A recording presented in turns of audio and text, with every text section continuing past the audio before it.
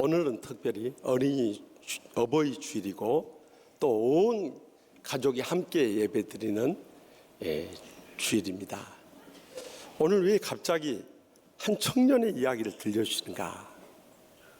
저는 이 말씀을 깊이 묵상하는 가운데 뜨거운 감동을 느낄 수 있었습니다. 한 청년이 있는데 우리가 같은 사건을 다루고 있는 마태복음 19장이나 마가복음 10장이나 누가복음 18장에 보면은 그가 청년이었고 관원이 되어서 돈을 많이 번 부자였다고 증거하고 있습니다.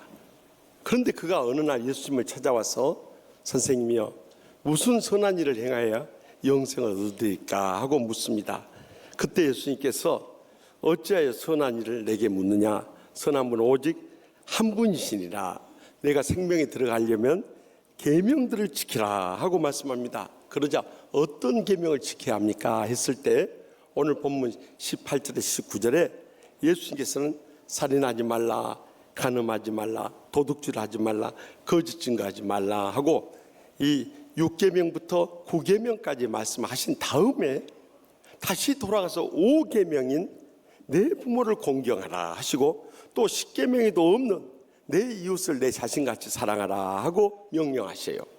그러면 예수님께서 이 10계명 순서를 모르시거나 또 10계명 내용을 몰라서 이 말씀을 하신 것인가?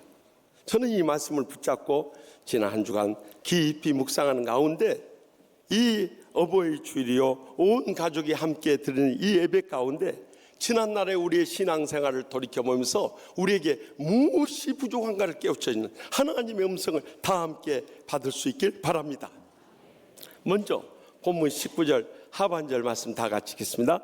내 이웃을 내 자신같이 사랑하라 하신 것이니라. 아멘. 5계명이 6계명부터 9계명 다음에 나오고 그리고 마지막으로 하신 말씀은 10계명에도 없는 레위기 19장 18절에 있는 말씀을 인용해서 내 이웃을 내 자신같이 사랑하라 하고 명령하고 계세요. 왜 이런 순서로 말씀하셨는가? 깊이 묵상하는 가운데 깨달아지는 것은 갈수록 우리가 지키기 어려운 말씀을 마지막으로 강조하신 거예요. 사실 우리가 예수님을 믿는다고 하면서도 소망을 가지고 있다고 하면서도 아직도 내가 사랑하지 못한 주위 사람들이 얼마나 많이 있냐는 거죠. 불신자들은 말할 것도 없고 믿음의 한 가족들 가운데 감정을 풀지 못하고 더 나아가서 한 피나는 형제들 가운데 등을 쥐고 살고 더더욱 나를 낳으시고 길러주신 부모님에 대해서도 감정을 풀지 못하고 살아갈 때가 얼마나 많냐는 거죠. 이러고도 우리가 어떻게 하나님의 자녀라고 말할 수 있겠냐는 거예요. 계속해서 본문 19절 상반절 말씀을 다 함께 읽겠습니다. 내 부모를 공경하라. 아멘. 우리가 마음으로 부모님을 사랑하는 것도 중요하지만 이제는 몸으로 부모님을 공경해야 한다는 거예요.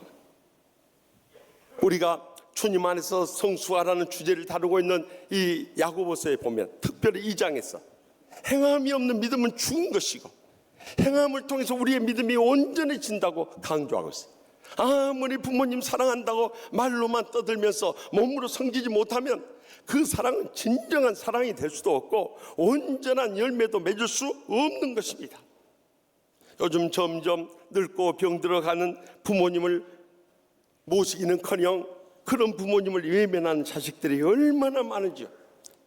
최근에 보건복지부의 우리나라 노인 인구 추이라는 이 통계 자료에 의하면 한 해 6만 명이 자식들로부터 부모님들이 버림을 당하고 있다는 것입니다. 함께 부모님과 설령 같이 산다 할지라도 정말 정성을 다해서 섬기려고 하지 않는 자식들이 이 땅에 얼마나 많이 있느냐는 거예요. 한 목사님이 밤늦게까지 주의 일을 하고 돌아오게 되자 그 사모님이 딸아이하고 같이 저녁 식사를 하자고 하면서 밥을 먹자고 하니까 딸아이가 아니에요, 아빠가 오시면 먹을 거예요. 그런다. 엄마 마음이 뿌듯했어요. 아, 얘가 효녀구나. 아빠 올 때까지 배고플 때 됐는데도 그걸 참고 기다리고 있겠다니 너무 자랑스러운 거예요. 그래서 목사님이 돌아오자마자 여보 우리 집에 효녀 났습니다. 아니 아까 배가 고파서 밥을 먹자고 했더니 딸이 당신 오면 먹는다고 하나요? 그러자 이 아버지 목사님이 너무 마음이 뿌듯했어요. 그래서 어린 딸에게 물었어요. 아빠가 그렇게 좋냐? 그랬더니 딸 하는 말을 듣고 목사님이 뒤로 넘어가 버렸어요. 아빠, 엄마가요, 둘이 먹을 때는 대충 먹고요, 아빠 오실 때는 항상 맛있는 거 내놓으니까요, 그래서 맛있는 거 먹으려고 아빠 기다렸어요 그러더래요. 저희 집 이야기는 아니니까 오해하지 마시기 바랍니다. 우리 부모님들이 우리를 위해서 고생하고 희생한 것을 생각하면은 그분들에 대해 사랑의 마음으로 받아들일 뿐만 아니라 정성을 다해서 섬길 수 있어야 돼요. 이제는 어려운 일 시키지 말고, 힘들게 하지 말고, 고통을 겪는 일은 절대 그분들에게 부담을 줘서는 안 되는 거예요. 세월이 그냥 흘러가도 그분들은 점점 늙고 병든 육신만 남아있기 때문이에요. 그래서 최근에 건강보험심사평가원의 발표에 따르면 우리 부모님들이 가장 많이 앓으시는 병이 50대에는 백내장과 퇴행성 관절염과 고혈압이 터져 나오고요, 60대에는요 체주질환과 관절염과 척추질환들이 많고요, 70대는요 갖가지 암이나 치매와 폐혈증으로 인해서 결국 세상을 떠나가 버린다는 거예요. 이렇게 부모님들이 늙고 병들어 가고 계신다는 것이 우리를 슬프게 하는 거예요. 일찍이 대한민국 임시정부 주석을 역임했던 김구 선생님의 그 훌륭한 독립운동을 하셨던 뒷바라지를 그의 신앙의 어머니 광락원 권사님이 감당을 하셨어요. 명성황후가 살해된 다음에 일본군 중위를 살해함으로 인해서 이제 인천 교도소에 끌려갔을 때도 옥바라지를 했어요. 광무 황제의 특별 사면에 의해서 김구 청년이 석방이 돼야 되는데 석방을 미루자 탈옥을 해버렸어요. 결국 그 죄값으로 그 부모님이 끌려가서 3년 옥고를 치러했어요. 그런데도 여의치 않고 이제 아들이 독립운동하기 위해서 상해로 떠나게 되자 그까지 뛰어 쫓아가서요, 온갖 가정부일 또 삭바느질, 심지어는 이 쓰레기통에서 배추님을 주워 가지고 와서 쓰레기 죽을 써주면서 뒷바라지를 했다고 그래요. 그런데 김구 선생님의 50번째 생일을 맞이했어요. 이제 임시정부의 요원들을 데리고 와서 생일 축하 파티를 한다고 하자 그 어머니가 화가 났어요. 지금 우리나라는 일제의 침략 가운데 우리 국민들은 절망 가운데 몸부림치고 있다. 너희들이 독립운동 끝나고 해외까지 와서 어떻게 생일 파티를 할 수 있느냐? 아들을 옆방으로 끌고 가더니 종아리를 거두라는 거예요. 그리고 인정사정 없이 해초리질을 하기 시작했어요. 그때 김구 선생님 눈에서 뜨거운 눈물이 흘러들었어요.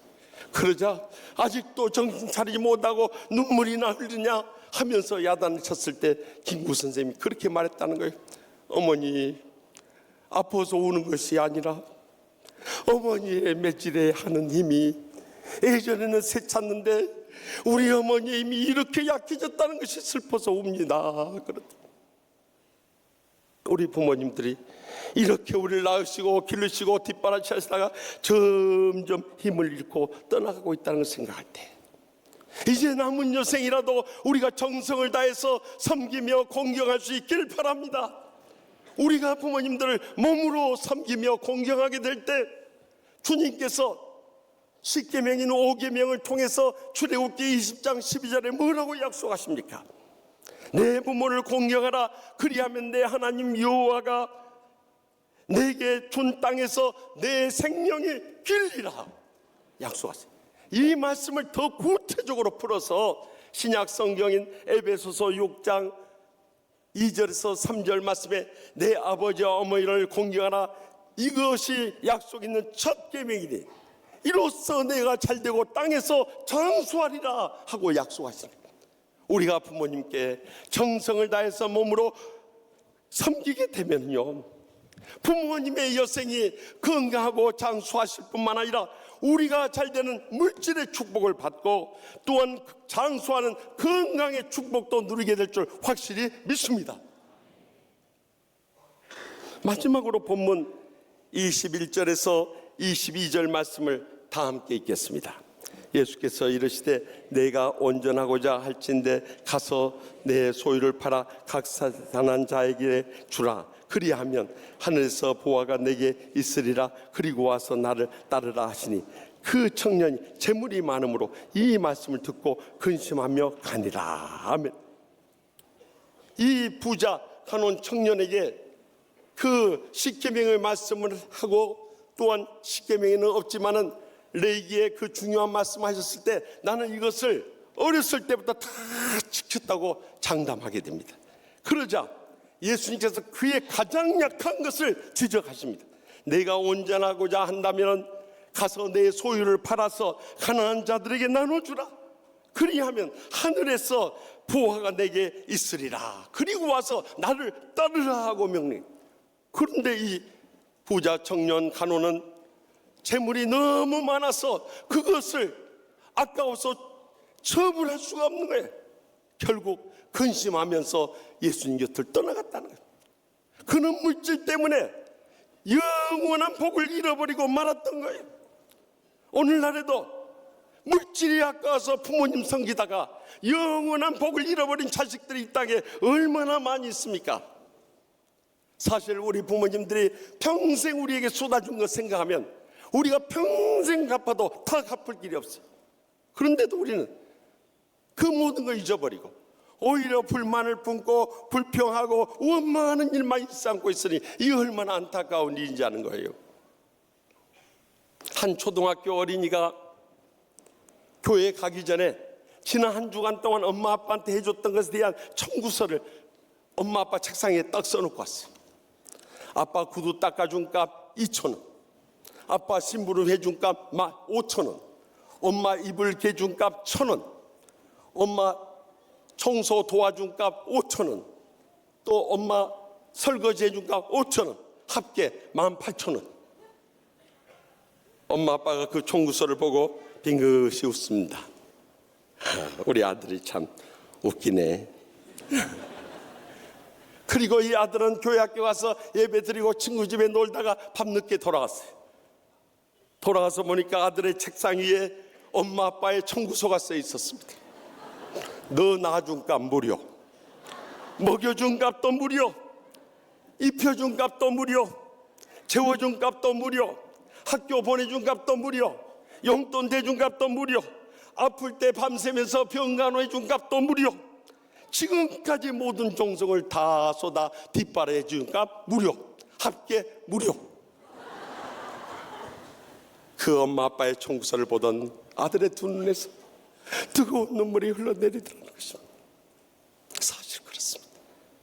부모님이 우리들에게 쏟아준 것 우리는 기억한다면요, 평생 갚아도 다 못 갚아요.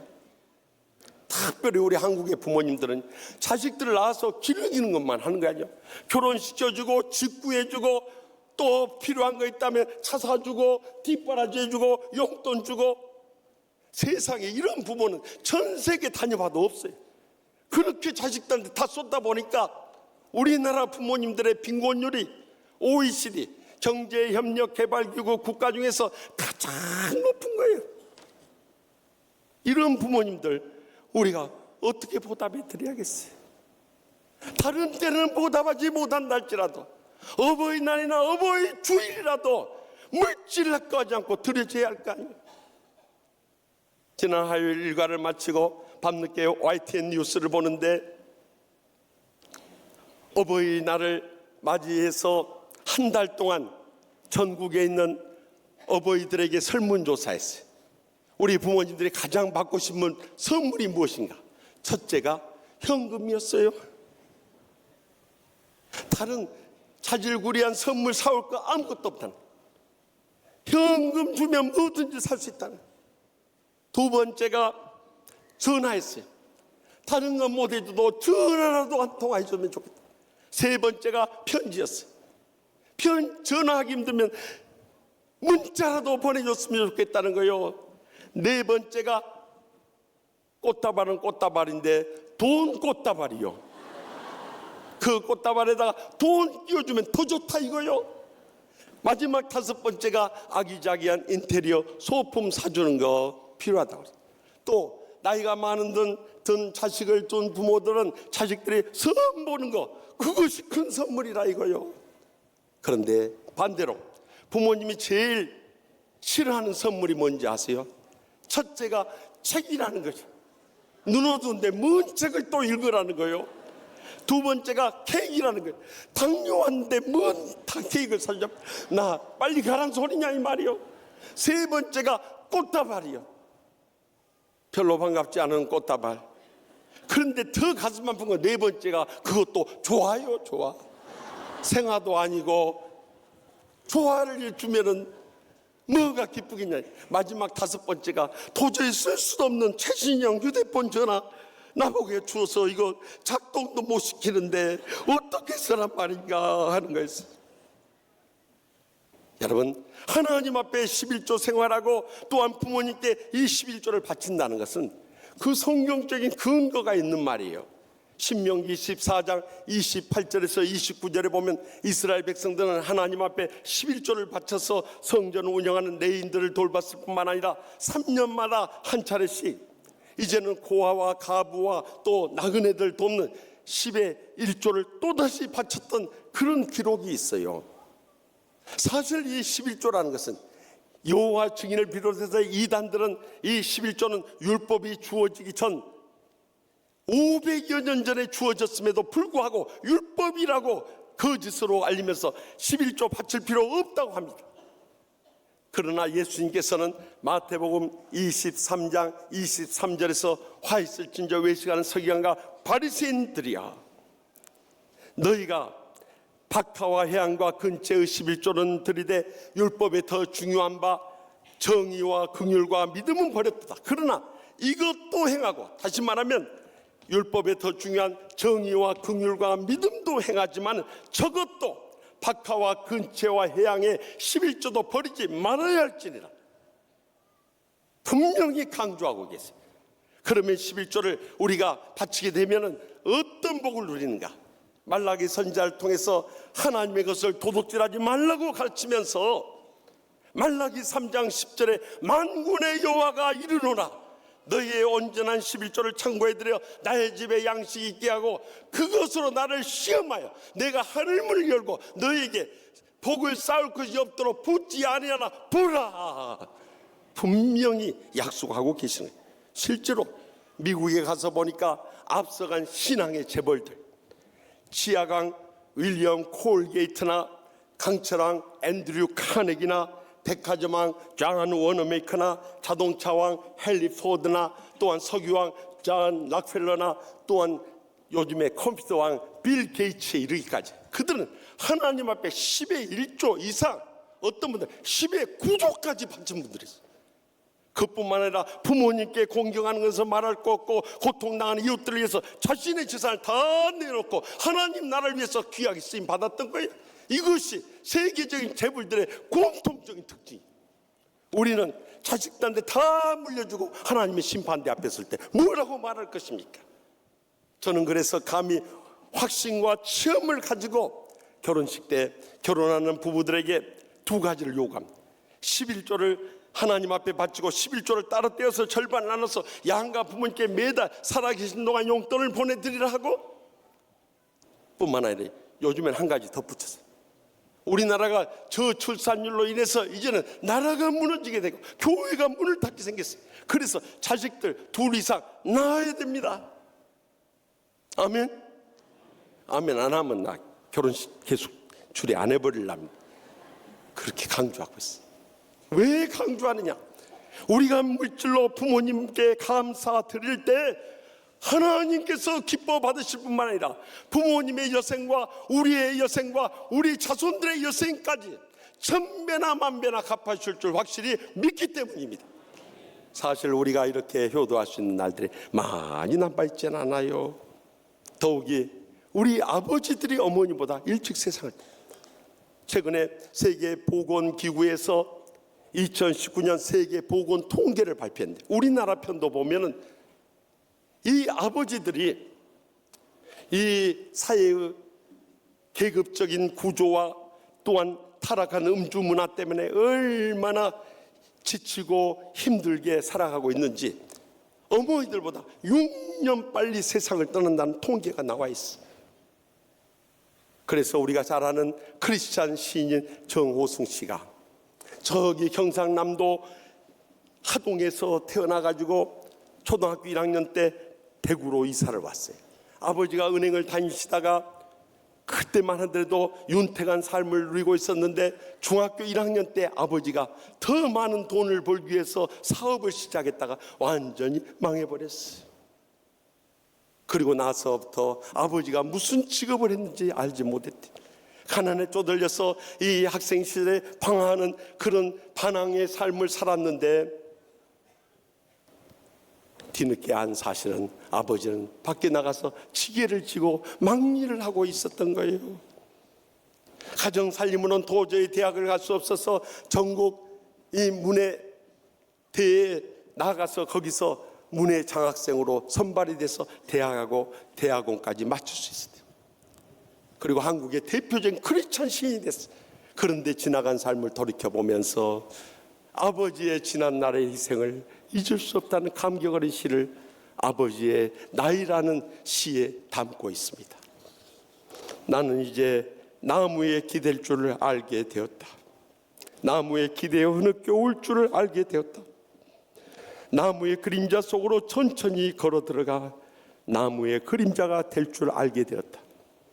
아버지가 왜 나무 그늘을 찾아 지게를 내려놓고 물끄러미 나를 쳐다보셨는지 알게 되었다. 나는 이제 강물을 따라 흐를 줄도 알게 되었다. 강물을 따라 흐르다가 절벽을 휘감아 돌 때가 가장 찬란하다는 것도 알게 되었다. 해질 무렵 아버지가 왜 강가에서 지게를 내려놓고 총알을 싣고 돌아와 내 이름을 한 번씩 불러보셨는지 이제야 알게 되었다. 그가 어른이 되고 아버지를 떠나보낸 다음에야 아버지의 사랑을 깨닫게, 아버지의 은혜를 느끼기 시작한 거예요. 아버지는 일을 하고 지게를 내려놓고 쉬시면서도 그 아들을 그리워하고 그 아들을 바라보며 사셨던 거예요. 그리고 집에 돌아온 때면 일하시면서 먼지도 가득 찼던 것을 아들에게 보이지 않게 해서 강가에 가서 발을 다 씻고 깨끗한 모습으로 찾아와서 이 아들을 찾으셨던 거예요. 세월이 흐른 다음에 그 아버지의 사랑과 은혜를 깨닫고 흐느껴 오는 한 시인의 고백 속에서 여러분 무엇을 느끼십니까? 또 우리 학생들도 마찬가지. 어머니가 5년 동안 투병 생활하다가 37살의 젊은 나이로 엄마를 떠나보내고 난 한 우덕 초등학교 6학년 이슬이라는 학생이 전북교육청 주최 너도나도 공모전에서 최우수상을 받은 가장 받고 싶은 상이란 이 동시가 있는데 그 동시 가운데서 어머니를 그리워하는 한 초등학생의 애절한 마음이 우리를 울리게 합니다. 가장 받고 싶은 상, 아무것도 하지 않아도 짜증 섞인 투정에도 어김없이 차려지는 당연하게 생각되는 그런 상, 하루에 3번이나 받을 수 있는 상, 아침상, 점심상, 저녁상, 받아도 감사하다는 말 한마디 안 해도 되는 그런 상. 그때는 왜 몰랐을까? 그때는 왜 못 보았을까? 그 상을 내시던 주름진 엄마의 손을 그때는 왜 잡아주지 못했을까? 감사하다는 말 한마디 왜 꺼내지 못했을까? 그동안 숨겨놨던 말, 이제는 받지 못할 상 앞에 앉아 홀로 되뇌어 봅니다. 엄마 사랑해요. 엄마 고마웠어. 엄마 편히 쉬세요. 세상에서 가장 받고 싶은 엄마상, 이젠 받을 수 없어요. 이제 제가 엄마에게 상을 차려 드릴게요. 엄마가 좋아하던 반찬들로만 한가득 담을게요. 하지만 아직도 그리운 엄마의 밥상, 이제 다시 못 받을 세상에서 가장 받고 싶은 우리 엄마 얼굴상. 사랑하는 성도 여러분, 그리고 함께 예배드리는 우리 학생 어린이 여러분, 우리 부모님들이 영영 우리 곁에 살아계신 게 아닙니다. 어느 날 갑자기 떠나가십니다. 떠나가시고 나면은 그때 가슴을 찢으며 후회한들 무슨 소용이 있겠냐니까. 부모님 살아계실 때 이제라도 마음으로 사랑하고요, 몸으로 섬기고요, 물질을 아까워하지 말고 감사할 수 있길 바랍니다. 이것이 우리 부모님의 여생에 그 은혜에 보답하는 길이기도 하지만, 우리가 진정으로 이 땅에서 잘되는 물질의 축복과 장수하는 건강의 축복을 누리면서 하나님 나라 위에서 귀하게 쓰임받으며 영광 돌 수 있는 가장 소중한 길인 줄 확실히 믿습니다.